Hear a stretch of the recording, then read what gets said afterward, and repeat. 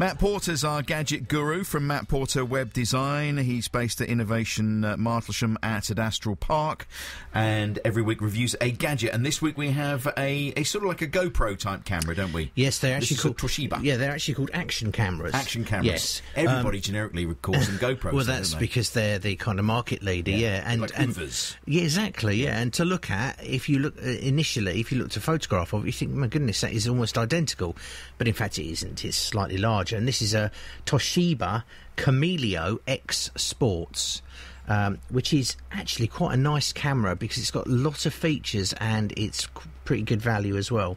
So it's capable of recording at 1080, which is high definition, at 60 frames per second. So if you're doing lots of action things such as surfing, cycling, that kind of thing, that's sort of high frame rate, so you can capture all of that. And you can also, if you're editing it later, you can slow it down and not lose quality. It will actually do slow motion recording as well, but at a lower resolution. It will do up to, I think, 240 frames per second, which is great. You know, it's really quite cool at that sort of speed.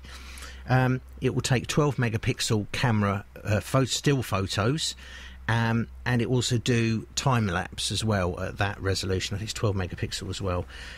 What's nice about it is that it has a 2-inch LCD display on the back, so you can actually see what you're recording. A lot of the GoPro cameras don't have that. You're kind of reliant on the wide-angle lens picking it up, but this particular one has a little 2-inch display on there, which is quite nice. It also has a facility with it. It has an armband as well, so you can pair it up with a little armband, and which has got a play and stop button on it. So if you've got it mounted to a bike, or if you're on a surfboard, these are an action sports thing. You can actually start and stop the recording by pressing the button on your arm. You can also connect to it via your smartphone and use that as a remote control for it, and remote viewfinder. So it's kind of got lots and lots of extras built into it. Price wise, it's £179.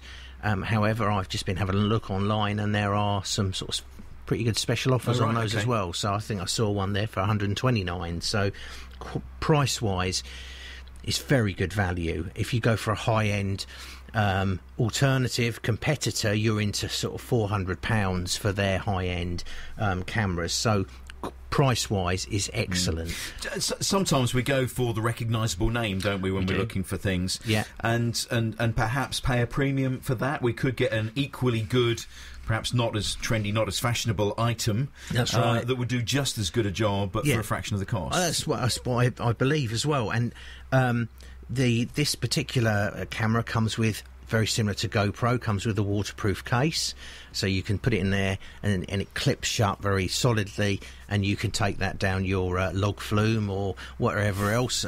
You might have seen the video I took a few weeks ago on holiday when I went down a water chute with a GoPro. So those kind of things, it is good fun. It almost like takes photography and filming stuff to a whole new level, because you're not worried about your camera equipment getting wet, so you can take these things to the seaside. So if you go to one of the theme parks somewhere, then and I've seen people do it. You know, they're photographing sometimes themselves and the look of horror on their face as they're going around, or sometimes they're facing it forward so they can look and. That's right, and these you can buy chest mounts for these things, head mounts, wrist mounts, all kinds of things, because it is, funnily enough, compatible with GoPro with its connectors. So that is a GoPro compatible connector. What I think is, I'm not a particularly good fan of, excuse me, not a particularly good fan of roller coasters. So many people have filmed their coaster exploits these days. It's quite easy to go online and type in Dragon Coaster wherever it is, and you can actually get an idea of what it would be like to go on. You can, they're really good, aren't they? And the quality is excellent on these cameras, and they also have a wide-angle lens, or ultra-wide-angle lens, so you do tend to be able to pick up everything, hence the need sometimes not to have a viewfinder, because the chances are you probably will catch the action, although it is what's called a fisheye, and you then end up with a little bit of a distortion on your video, which you can then fix later on. So yes, very nice device. Used it on my bike, cycled to work. Battery life was excellent. Takes a little micro SD card, and you can charge it using a normal USB charger. If you want to find out more about that and any of the other gadgets that Matt reviews, thegadgetman.org.uk, thegadgetman.org.uk. Just handing it over to our resident gadget man. Well, as someone James who Hazel regularly uses the Hero 3 and Hero 4, I wanted to see how similar it was. It is, yeah. The case is reminiscent. Well, yeah, that's almost... yeah, I didn't want to say anything, but that's very similar, isn't it, to the GoPro waterproof case. It is indeed. But yeah, great. They are the future, those things. Those cameras like that are the future.